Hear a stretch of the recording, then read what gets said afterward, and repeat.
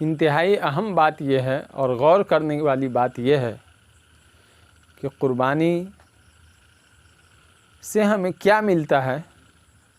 اور اللہ تبارک و تعالیٰ کے پاس کیا پہنچتا ہے، کس بنیاد پر قربانی اللہ کے نزدیک پسندیدہ ہوتی ہے اور اللہ کے نزدیک اس کو قبولیت حاصل ہوتی ہے۔ ہم قربانی کرتے ہیں تو غور کیجئے کہ اللہ کے پاس کیا بھیجتے ہیں۔ جس جانور کو ہم ذبح کرتے ہیں اس کا گوشت ہم خود کھاتے ہیں، اپنے عزیز و اقارب رشتہ داروں کو کھلاتے ہیں یا غربا میں تقسیم کرتے ہیں۔ حاصل یہ ہے کہ قربانی کے گوشت کو کھایا جاتا ہے، کھانا بھی چاہیے، اور اللہ تبارک و تعالیٰ کا امت محمدیہ علی صاحبہ الصلاۃ والسلام پر یہ عظیم انعام ہے کہ ہمیں حکم ہے کہ ہم قربانی کے جانور کے گوشت کو کھا سکتے ہیں۔ نہیں تو اس سے پہلے اگر قربانی کی جاتی تھی، اس سے پہلے انبیاء علیہ السلام کی امت میں، تو اس کو قربانی دینے والا کھا نہیں سکتا تھا، بلکہ آسمان سے ایک آگ آتی تھی تاکلہ النار، اور اس کو آگ جلا کر ختم کر دیتی تھی۔ لیکن یہ اللہ کا انعام ہے کہ ہم اس گوشت کو کھا سکتے ہیں۔ الغرض گوشت کو ہم کھا جاتے ہیں، خون، ہڈیاں اور دوسری غلاظتوں کو ہم زمین میں دفن کر دیتے ہیں، اور کھال کو اپنے مختلف مصارف میں استعمال کرتے ہیں۔ کھال کو چاہے خود ہم اپنی ضرورت میں استعمال کر لیں یا کسی غریب مسکین کو یا کسی مدرسہ میں دے دیں، نتیجہ یہ ہے کہ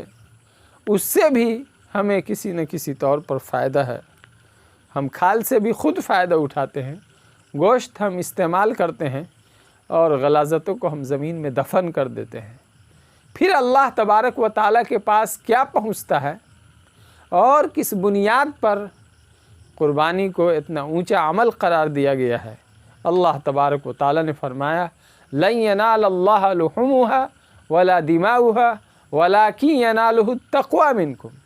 کہ اللہ کے پاس تمہارے جانوروں کا نہ گوشت پہنچتا ہے، لن ینال اللہ لحومها ولا دماؤها، اور نہ اس کا خون پہنچتا ہے۔ کیا کہیں کوئی شخص یہ کہہ سکتا ہے کہ اللہ تبارک و تعالیٰ کے پاس گوشت بھیجنے کا کوئی انتظام ہے یا ہمارے پاس کوئی ایسا راستہ ہے؟ نہیں، بلکہ اللہ تعالیٰ نے خود فرماتے ہیں کہ نہ تمہارے جانوروں کا گوشت پہنچتا ہے اور نہ خون پہنچتا ہے۔ اللہ کے پاس جو چیز پہنچتی ہے وہ تمہارے دل کی وہ کیفیت ہے،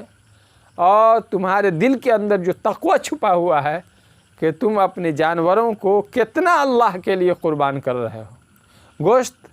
تو کھانے کے لیے ہے، لیکن مکمل طور پر اس بات کا دھیان ہونا چاہیے کہ ہم قربانی گوشت کھانے کے لیے نہیں کر رہے ہیں۔ اللہ کا حکم ہے کہ گوشت کھا سکتے ہیں، اس لیے ہم کھا رہے ہیں، لیکن ہم قربانی گوشت کھانے کے لیے نہیں کرتے ہیں، اور نہ ہمیں اس ارادہ سے قربانی کرنا ہے، بلکہ یہی دل کی کیفیت کہ کس قدر اللہ کی رضا کے لیے ہمارا یہ عمل ہو رہا ہے، ہمارے دل کے اندر تقوی کی کیا کیفیت ہے، اللہ تبارک و تعالیٰ کی خوشنودی حاصل کرنے کا کتنا جذبہ ہے۔ یہی جذبہ جتنا بڑھا ہوا ہوگا، دل کی کیفیت کے اندر یہ ابال اور خدا کی خوشنودی حاصل کرنے کا احساس جس قدر مضبوط ہوگا، اسی اعتبار سے، اسی تیزی کے ساتھ یہ عمل اللہ تبارک و تعالیٰ کے پاس پہنچے گا، اور اسی حساب سے خداوند قدوس کی رضا اور خوشنودی حاصل ہوگی۔ خداوند قدوس ہم سب کو اپنی قربانیوں کو اپنی رضا کے لیے کرنے کی توفیق عطا فرمائے۔